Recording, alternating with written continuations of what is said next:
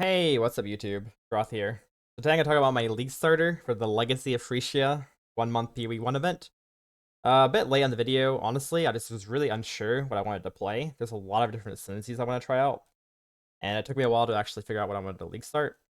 I've decided to play Hardcore Trade, mostly because I think SF will be a bit too slow for gearing and making different characters. Because yeah, I want to try out a bunch of these ascendancies, and I don't think a month is enough time, honestly, to really dig deep into these. Anyways, the Ascendancy I have decided to league start is actually Ancestral Commander. Now, the main reason for this is I want to play a skill called Volcanic Fissure. Now, I played Volcanic Fissure back when it launched, I think it's a couple of years ago now. Unfortunately, it was very bad. Really, really bad. It was probably one of the worst league starters I've ever had. Because back then, slams were a lot worse, and war cries weren't really a thing yet. At least they didn't really buff the gems as much as they do now. So back then it had pretty much half the damage effectiveness as it does now, and war cries are buffing it even more past that. On top of that, it was the projectile version. So Volcanic Fissure has a transfigured version, which is with snaking. Now this gem, instead of having projectiles, which by the way were bugged when I played it initially, they weren't even working properly when I started it a couple leagues ago, whatever it was. Yeah, snaking has fissures instead of projectiles. So these fissures can actually hit the same target. You can have multiple overlaps on the same target. And yeah, this is like 1,000% additive effectiveness. It can hit 3 times, and with quality at least. And yeah, it's a pretty big damage ability. It also has really nice clear. It auto targets, and yeah, you don't even have to be aiming in the right direction. Like the fissures will like kind of snake towards the monsters without you even looking at them, and it has a nice quality of life. The only downside is you have to farm lab to get it early on. Well, I guess you could trade it in Trade League, but either you farm lab or you just level as Sunder. My plan personally is I'm gonna level as Sunder till normal lab, and then I'm gonna farm Volcanic Fissure as Snaking, or try to buy one. I'll probably do like both at the same time. You make a lot of currency actually from normal lab even. There's gonna be a lot of really good transfigure gems that are gonna be worth a lot early on. A lot of people are going to play Tectonic Slime of Cataclysm, some Bone Shatter of Complex Trauma. There's a lot of really good red gems, and there's actually a way less red gems than green or blue. So this makes it actually pretty easy to farm, generally, compared to the other ones. I think on average it's about 1 in 11 normal labs. Isn't too bad, and I probably won't end up doing all of them. I'll probably, at that point, I'll probably have found a gem that's worth as much as this one. Just trade for it. My current plan. Now, if you want to be super efficient, the best way to do it is probably to farm till Merc Lab with Sunder, and just go in on Sunder and farm Merc Lab for it. And then you can actually get quality on it as well, which I probably will stop by Merc Lab as well to get quality, because quality is a big damage increase to this ability, because it can overlap more than once. Anyways, that's my plan with my skill. And I'm going to be playing Ancestral Commander. Ancestral Commander is really tanky. Honestly, it's just a better Juggernaut, I think. You get 3 endurance charges. You get basically like a mini Defiance of Destiny. This is very tanky. Like, honestly, this is ridiculous. The main reason I'm playing it, though, is the Call of the Ancestors. So I'm going to be playing a Warcry build, and I want to automate as many as possible. Now, automated Warcries are really good because you get Overexertion. Overexertion gives you more damage for each Warcry, affecting your attack. And it's also, well, you could probably annoy Admonisher. Stuff like this gives you 15% damage each time you Warcry. Warcries are basically really good, and the Ancestral Commander node gives you a lot of extra Warcries. It's going to take the 8-second cooldown based on most Warcries down below 4 seconds. So you're getting twice as many Warcries, way more exerts. This does come at the cost of more mana costs, I guess, early on. It might be a bit annoying because you're spamming your Warcries more, but it should be fine. My plan currently is to auto cast at least 3, maybe 4 Warcries. The main ones are going to be Intimidating Cry, Seismic Cry, and Battle Cry. Early on, I'll be Intimidating and Seismic. Seismic gets a lot of AoE, and Intimidating gives you double damage. These can very easily be auto-exerted for their main benefit. Now, the main thing about auto-exert is you don't get the secondary benefit, like the buff. So, for example, Seismic Cry gives percent armor. You won't be getting this, but you will be getting the exert more AoE effect. With that in mind, it is ideal to self-cast Rallying Cry and Infernal Cry because they give pretty good buff effects for us. Infernal Cry being Fizz's extra fire, and Rallying being just more damage.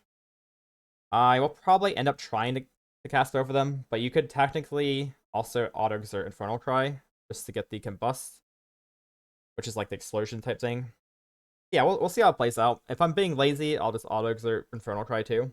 If not, I'll just self-cast them both.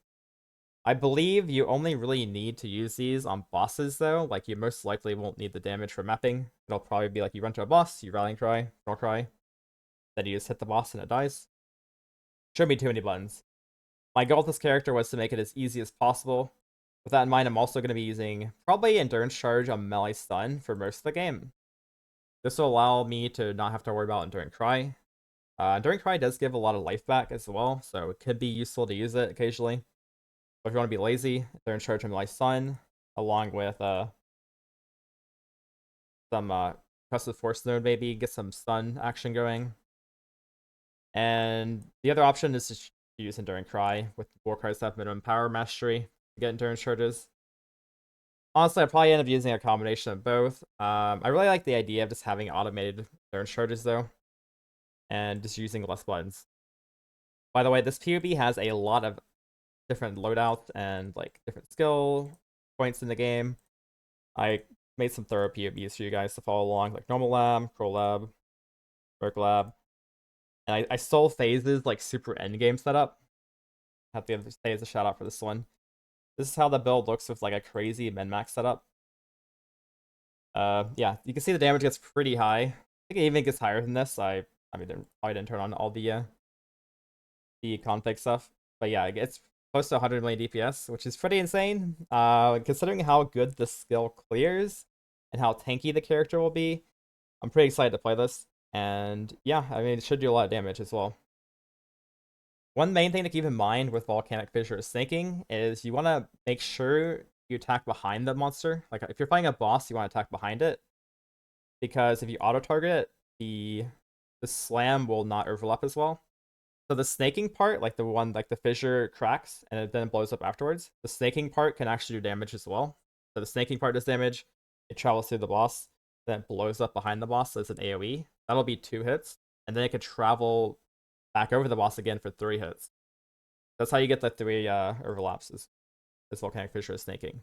And the quality is very important, like I mentioned earlier. Fissures erupt additional time. It's gonna be very strong. A couple other things I wanted to note in the POB. We're not really using Trinity until later. Trinity becomes a thing once you have his converted gloves. So either cold or lightning. I'm just gonna go cold. Once you get this, you can run Trinity. Before then, you're really just going for the convert 40% mastery. This adds another problem though. Early on as Marauder, you don't really have access to Leech. Like Leech is pretty far over near Joel's side of the tree. So in order to get Leech, you have to anoint Clever Thief, or just not have Leech early on. Uh, the way we get it endgame is by getting clusters, like fill the fight and beat the Fury. It gives mana and life leech. That's the way we do it endgame. Like I said, the Warcry auto exert might be a little annoying on mana early on. I tested this as a berserker, but the cooldown is going to be so low that you'll be auto exerting a lot more. So it might be necessary to take things like skills cost life instead of mana mastery and like cannibalistic right. Later on, this won't be a problem because you'll have minus mana rings, but early on especially, this might be pretty annoying. So keep that in mind as well. Yeah, you don't really need an end game. Just drop that end game. That's pretty much everything I wanted to note here, I believe. I haven't actually played the build, so I don't really know everything about the build yet. I played it in the campaign to see if I would enjoy it. There is one more thing I want to mention though. The super endgame setup is using maces, and the leveling setup in most of the game you'll be playing as axes. The main reason for that is the weapon enchant 50% of weapon physical damage is extra damage is ridiculously high damage increase. Before then though, you're gonna be running axes with probably Rage Mastery early on. Rage will be solved later on through Rage Mastery, War Cries, but early on especially. Yeah. Also, Rage and hit's pretty nice as well, so you don't have to worry about too much.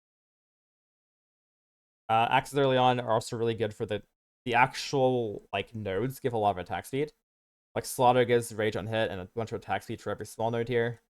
And Hatchet Master gets onslaught and kill, which is really, really good before you get the medium cluster. Medium cluster is how you're getting onslaught later on. Early on, you probably want to take Hatchet Master. I think I would actually just take it on the tree, because like I said, if you want Leech, you need to anoint Clever Thief. There's a lot of like really good cheap anoints though, like Clever Thief, Hatchet Master's pretty good. You could even go Admonisher. This is a bit more expensive, but this is also very good. Lots of percent damage. I don't think you need the Warcry speed, because like I said, we're mostly auto-exerting and only using like 2 Warcries on bosses at most. I don't think you need Admonisher. Urgent Orders should be good enough for the majority of the content you're doing. There's one more setup super endgame I want to talk about. This is only like super min-max. Immortal Ambition becomes really good once you're running Echoes of Curation. Echoes Curation does a bunch of self-damage. There's a couple ways to mitigate this. First off, we have a lot of endurance charges, so we're not taking that much damage from it.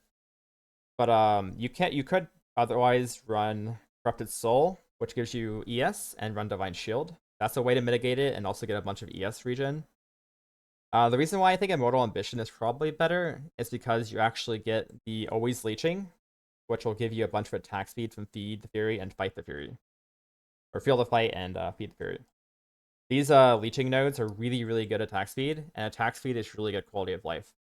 So much so that my early POB, like normal lab and normal like leveling gems and whatnot, I'm actually running momentum instead of a better damage gem, just because I think the extra quality of life from attack speed and move speed is better than extra damage. Now, if you want to have more damage, you can run like, instead of momentum, the best damage setup early on is probably going to be like Malefiz damage and either pulverize. I mean, obviously overexert. Once you get overexert, it's gonna be the best.